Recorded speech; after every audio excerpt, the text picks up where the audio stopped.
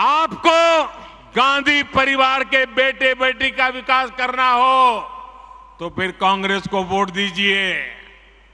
आपको मुलायम सिंह जी के बेटे का भला करना है तो फिर समाजवादी पार्टी को वोट दीजिए। अगर आप लालू परिवार के बेटे बेटियों को उनका भला करना चाहते हो तो आरजेडी को वोट दीजिए। आपको शरद पवार जी की बेटी का भला करना हो तो आप एनसीपी को वोट दीजिए। आपको अब्दुल्ला परिवार के बेटे का भला करना हो तो आप नेशनल कॉन्फ्रेंस को वोट दीजिए।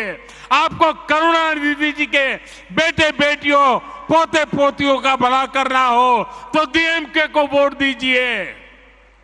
आपको के चंद्रशेखर राव की बेटी का भला करना हो तो आप बीआरएस को वोट दीजिए। तो आपने देखा, प्रधानमंत्री नरेंद्र मोदी परिवारवाद पर विपक्षी दलों को कटघरे में खड़ा कर रहे हैं।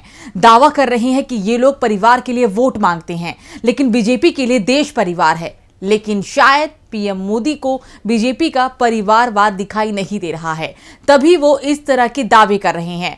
बीजेपी में परिवारवाद सबसे ज्यादा फलता फूलता दिखाई दे रहा है और इसका एक सबूत बीजेपी ने 3 राज्यों के लिए अपने उम्मीदवारों की जो सूची जारी की है उसमें साफ साफ दिखाई भी देने लगा है। टिकट देने के नाम पर रिश्तेदारियां निभाई गई हैं। रिश्तेदारों के बीच टिकट बांटे गए और सफाई दी गई कि जीत की संभावना ज्यादा थी तो इसलिए टिकट दे दिया गया। लेकिन जीतने की संभावनाएं पार्टी में सालों से काम करने वालों में नहीं दिखाई दी। जो नेता विदेश से बढ़कर सीधी आए और जनता के बीच भी नहीं गए, उसमें बीजेपी को जीत की संभावनाएं दिख गई। बीजेपी में फलते फूलते परिवारवाद पर करेंगे अपनी स्पेशल रिपोर्ट में चर्चा। मैं हूं सुरभि राजपूत। तो शुरू करते हैं बीजेपी की कथनी और करनी में बड़े अंतर की। पीएम मोदी परिवारवाद पर लंबा चौड़ा भाषण देते हैं, लेकिन पार्टी का परिवारवाद उन्हें नजर नहीं आता है। मध्य प्रदेश, राजस्थान और छत्तीसगढ़ में बीजेपी उम्मीदवारों की सूची में परिवारवाद को जमकर तरजीह दी गई है। छत्तीसगढ़ में तो एक परिवार से 2-2 लोगों को टिकट दिया गया।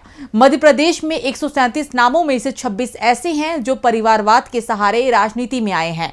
मध्य प्रदेश की राजधानी भोपाल की 8 में से 6 सीटों की घोषणा बीजेपी ने अब तक की है, जिसमें 3 सीटों पर पिता की विरासत संभाल रहे नेताओं को पार्टी ने टिकट दिया है। इनमें नरेला से विश्वास सारंग, भोपाल मध्य से ध्रुव नारायण सिंह और गोविंदपुरा से कृष्णा गौर का नाम शामिल है।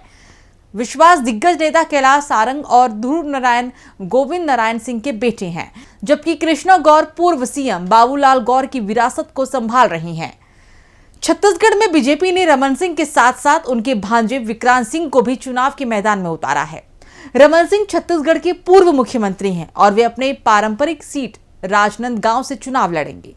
इस तरह दिलीप सिंह जूदेव परिवार से 2 लोगों को बीजेपी ने टिकट दे दिया है। चंद्रपुर से दिलीप सिंह जूदेव की बहू संयोगिता को और कोटा से उनके छोटे बेटे प्रबल प्रताप को पार्टी ने उम्मीदवार बनाया है। बीजेपी ने मध्य प्रदेश में अभी तक 136 उम्मीदवारों के नामों का ऐलान कर दिया है, जिसमें राज्य के 4 पूर्व सीएम के परिवार को बीजेपी ने टिकट दिया है। पूर्व मुख्यमंत्री गोविंद सिंह नारायण सिंह के बेटे ध्रुव नारायण सिंह को भोपाल मध्य से सीट मिला है। 2008 से 13 तक ध्रुव नारायण सिंह यहां से विधायक भी रह चुके हैं। वर्तमान में यहां से कांग्रेस के आरिफ मसूद विधायक हैं। पूर्व सीएम वीरेंद्र सकलेचा के बेटे ओम प्रकाश सकलेचा को बीजेपी ने जावद से उम्मीदवार बनाया है। सकलेचा इस समय शिवराज सिंह सरकार में मंत्री हैं। पूर्व सीएम बाबूलाल गौर की बहू कृष्णा गौर को भी बीजेपी ने गोविंदपुरा सीट से प्रत्याशी बनाया है। कृष्णा गौर 2018 में इस सीट से चुनाव जीत चुकी हैं। गौर भोपाल की महापौर भी रह चुकी हैं। फायरब्रांड नेता और पूर्व मुख्यमंत्री उमा भारती के भतीजे राहुल लोधी को भी बीजेपी ने खरगापुर से उम्मीदवार बनाया है। राहुल लोधी को हाल ही में शिवराज कैबिनेट में भी शामिल किया गया था।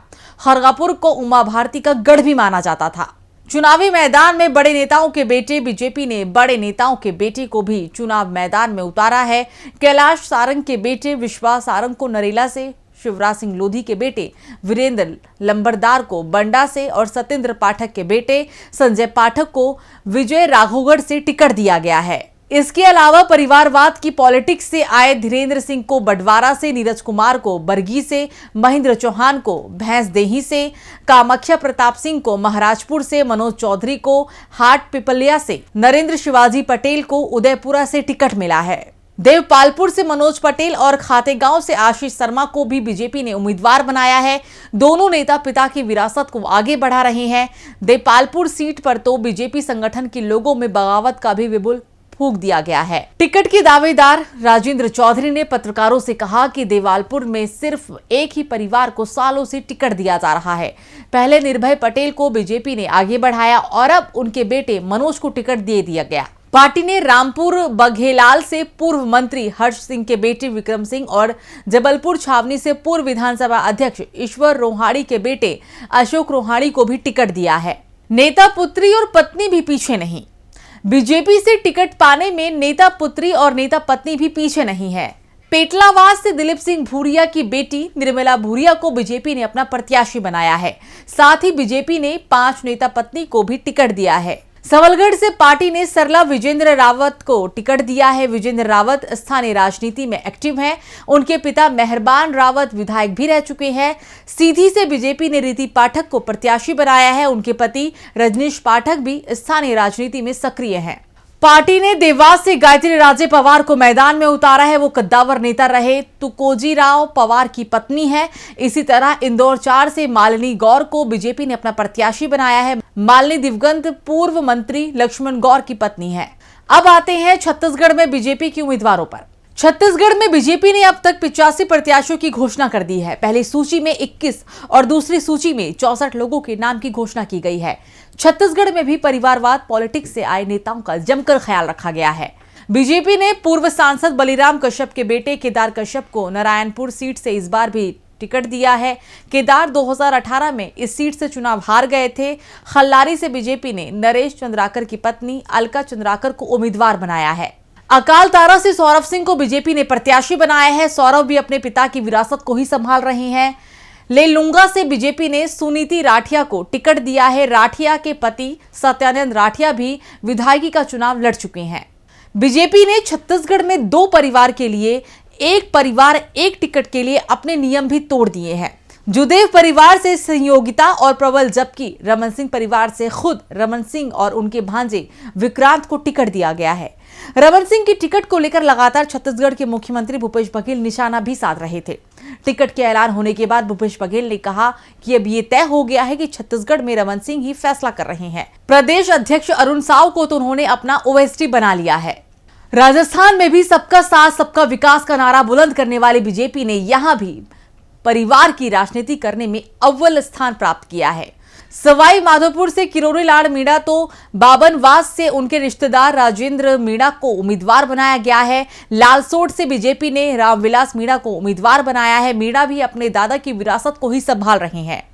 देवली उनियारा सीट से गुर्जर नेता कर्नल किरोड़ी सिंह बैसला के बेटे विजय बैसला को पार्टी ने टिकट दिया है। हालांकि विजय बैसला का क्षेत्र में विरोध भी शुरू हो गया है। विधानगर सीट से दिया कुमारी को बीजेपी ने मैदान में उतारा है। दिया जयपुर रियासत से ताल्लुक रखती हैं। उनके पिता भवानी सिंह जयपुर के महाराजा थे। चौधरी दयाराम बेनीवाल के बेटी संजीव बेनीवाल को भी बीजेपी ने भादरा सीट से उम्मीदवार बनाया है। तिजारा से बाबा बालकनाथ को भी बीजेपी ने प्रत्याशी बनाया है। बालकनाथ संप्रदाय के गुरु महंत चंद्रनाथ के राजनीतिक उत्तराधिकारी हैं। बीजेपी की कथनी और करनी में कितना फर्क है, ये तीनों राज्यों में उम्मीदवारों की पूरी सूची जारी होने के बाद ही पता चल चुका है। हमेशा परिवारवाद की राजनीति पर सवाल उठाने वाली बीजेपी आज खुद परिवारवाद की राजनीति करके सवालों के घेरे में आ गई है। वीडियो हमारी कैसे लगी कमेंट सेक्शन में बताइएगा। चैनल को सब्सक्राइब करिएगा, वीडियो को लाइक और शेयर जरूर करिएगा। नमस्कार।